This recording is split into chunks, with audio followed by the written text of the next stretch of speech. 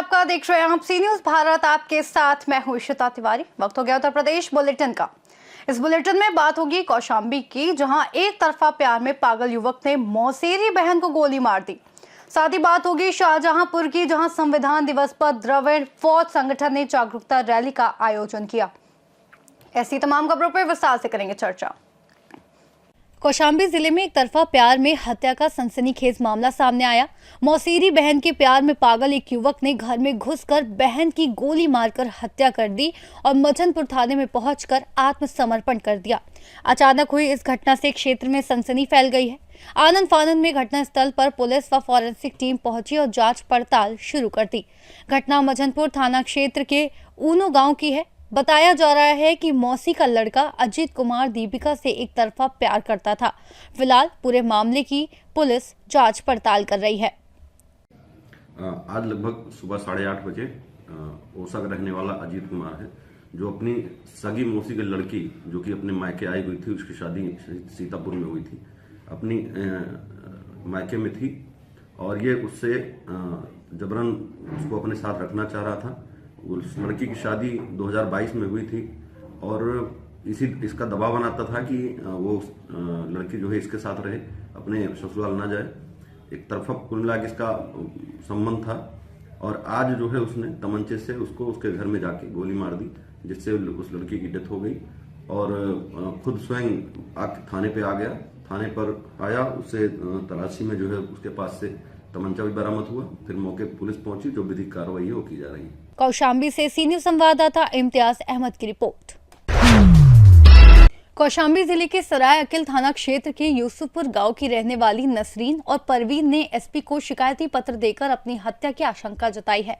पीड़ित बहनों ने बताया कि 1993 में उनके माता पिता और 2 वर्षीय इकलौते भाई की 14 बीघा जमीन के लालच में रिश्तेदारों ने बेरहमी से हत्या कर दी थी, जिसके बाद उनका नाना दोनों बहनों को लेकर रायपुर छत्तीसगढ़ चला गया। बहनों का आरोप है कि 2008 में उनके पिता की संपत्ति का विपक्षी ने फर्जी बैनामा कर कब्जा कर लिया, जबकि उस समय वे नाबालिग थी और इस मामले की लड़ाई वे कोर्ट में लड़ रही हैं। उन्होंने बताया कि जब भी वे गांव आती हैं, विपक्षी उन्हें धमकाते हैं और झगड़े पर उतारू रहते हैं, जिसके चलते उन्होंने एसपी से लिखित शिकायत की है। क्या मामला बताइए। सर 93 में मम्मी पापा और भाई का जो कफील अहमद, वकील अहमद और जमील, इनका जो पिताजी है, इनके द्वारा हमारे मम्मी पापा और भाई का मर्डर हो गया था। इन्होंने मर्डर कर दिया था। मर्डर के जस्ट बाद हम जो 2 बहनें थी, 2 बहनें तो पहले से रायपुर में ही थी और मैं और मेरी जो बहन थे, हम लोग रायपुर चले गए थे डर से। ठीक है, उसके बाद ये लोग 2008 में फर्जी तरीके से रजिस्ट्री कर दिए, जबकि उस टाइम हम लोग नाबालिग थे। तो 2008 में रजिस्ट्री हमारे तो हो नहीं सकती, तो फर्जी तरीके से हमारी प्रॉपर्टी को अपने नाम पे कर रखे हैं। और अभी भी जब हम यहाँ पर आते हैं तो ये लोग हमें जान से मारने की धमकी देते हैं। ये जो पहले कर चुके हैं, वापस इसको ये दोहराने की बात करते हैं। ठीक है, तो हम ये चाहते हैं कि हमको आगे से हेल्प मिले, ताकि मतलब जो सही है उसका साथ दिया जाए। हम ये चाहते हैं, हम किसी तरह से किसी का विवाद नहीं चाहते हैं। किसे शिकायत किया आपने? हमने एसपी सर से शिकायत की है इसकी और वहां पे एप्लीकेशन भी दिया है। अब देखिए वहां से क्या हेल्प होती है। तो नाम बता दीजिए। मेरा नाम तूबा सिद्दीकी है उर्फ नसरीन। क्या मामला है? जी 93 में हमारे मम्मी डैडी और भाई की हत्या कर दी गई थी जमीन के, जिसमें कफील अहमद, वकील अहमद और जमील अहमद ने। ये लोग हमारे जमीन को अभी भी कब्जा करके रखे, फर्जी तरीके से बैनामा कराए हैं हमारी 2 बहनों के, और अभी हमारे 2 बहनों का कुछ भी नहीं हुआ, लेकिन उस पर भी कब्जा करके रखे हैं। तो वो हमें करने नहीं देते हैं। हम लोग आते हैं तो गाली गलौज, मारपीट, ये सब की धमकी भी दी जाती है और करते भी हैं। और हमारे चच्ची को भी उस मामले में घसीटते हैं, उनके बेटे और चच्ची लोगों पे। आज क्या हुआ है? जी आज हम लोग आ रहे थे तो वो लोग हम लोगों को धमकी दे रहे थे कि अगर तुम लोग जाओगे कराने तो तुम्हारे मम्मी पापा की तरह तुम्हारा भी वही हाल करेंगे। तो तुम लोग क्या चाहते हैं आप लोग? हम हेल्प चाहते हैं कि हमको हमारा हक मिले। क्या नाम है आप लोग? जी मेरा नाम परवीन मेमन है, बबली उर्फ बबली। कौशाम्बी से सी न्यूज संवाददाता इम्तियाज की रिपोर्ट। कौशाम्बी जिले में पिता और पुत्री की हत्या के 9 साल पुराने मामले में जनपद एवं सत्र न्यायालय ने 2 महिलाओं सहित 5 लोगों को आजीवन कारावास की सजा सुनाई है। अदालत ने सभी दोषियों पर 50-50 हजार रुपए का अर्थदंड भी लगाया है। 9 साल की लंबी कानूनी लड़ाई के बाद अब पीड़ित पक्ष को न्याय मिला है। जनपद एवं सत्र न्यायालय की अपर जिला जज तृतीय शिरीन जैदी की अदालत ने 5 आरोपियों को आजीवन कारावास की सजा सुनाई है। अभियोजन पक्ष के अनुसार ये मामला 26 अप्रैल 2016 का है। सैनी थाना क्षेत्र के नूरपुर परास निवासी बद्री प्रसाद व उनकी बेटी सुधा यादव अचानक घर से गायब हो गए थे। पुलिस जांच में जमीन विवाद में हत्या की बात सामने आई थी और पुलिस ने आरोपियों की गिरफ्तारी कर उनके निशानदेही पर पिता पुत्री दोनों का शव बोरवेल के कुएं से बरामद किया था। ये मामला है 24/4/2016 को थाना सैनी में नूरपुर परास गांव के श्याम सिंह ने एक तहरीर दिया था, जिसमें कहा गया था कि उसकी भतीजी और भाई गायब हैं। बाद में पुलिस ने जांच की तो उसमें पता चला कि मिथिलेश, उसकी औरत और रामू मौर्य, दीवान सिंह, इन लोगों ने मिलकर उनकी ज़मीन को अपने नाम कराने के उद्देश्य से उनको मार करके बोरवेल में डाल दिया गया था। काफ़ी तलाश के बाद पता चला कि ये इनका शव बोरवेल से बरामद हुआ था। उसी में आज माननीय न्यायालय एडीजे 3 के यहाँ अभियोजन कोर्ट से कुल 11 गवाह परीक्षित कराए गए और उसमें माननीय न्यायालय द्वारा धारा 302 और 34 में आजीवन कारावास व 25,000 जुर्माना और बाकी सभी अभियुक्तों को 467, 68, 71 और धाराओं में सजा हुई है।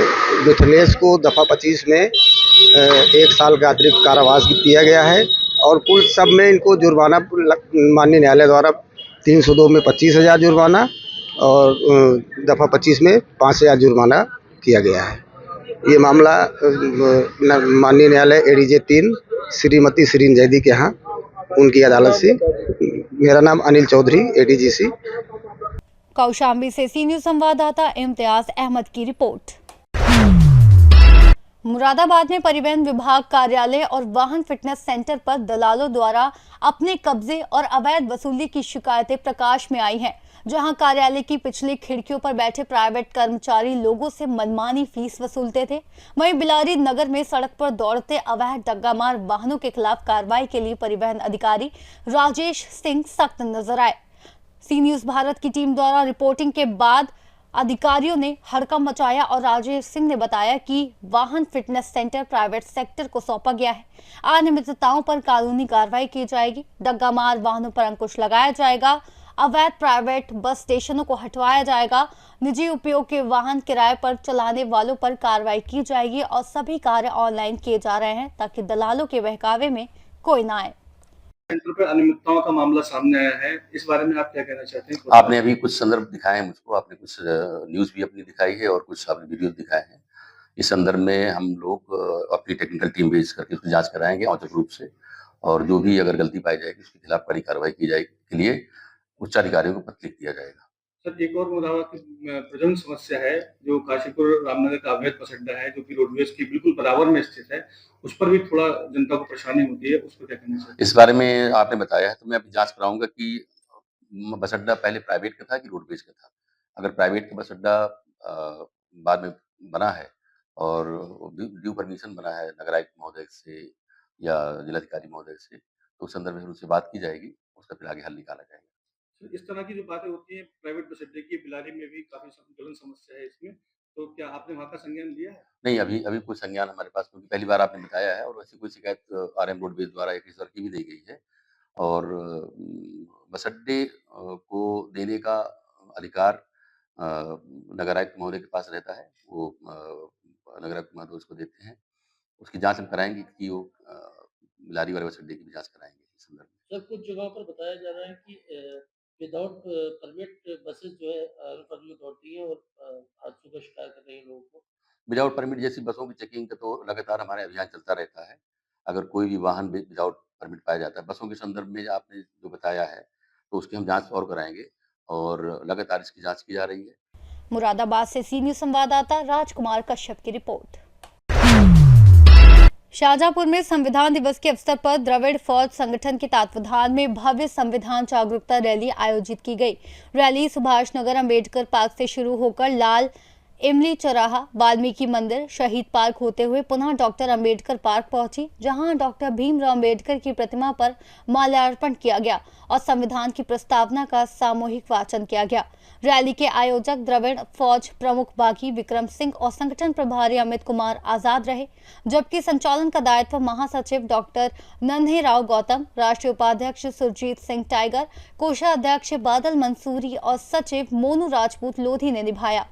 रैली में भारतीय किसान यूनियन, बहुजन आर्मी, विभिन्न जिलों के प्रतिनिधि और बड़ी संख्या में नागरिक शामिल हुए, जिन्होंने संविधान की गरिमा, लोकतांत्रिक मूल्यों और सामाजिक समरसता को बनाए रखने का संकल्प दोहराया। शाहजहांपुर से सी न्यूज़ संवाददाता फसाद खान की रिपोर्ट। उत्तर प्रदेश बुलेटिन में फिलहाल के लिए इतना ही। देश और दुनिया की तमाम बड़ी जानकारियों के लिए देखते रहिए सी न्यूज़ भारत।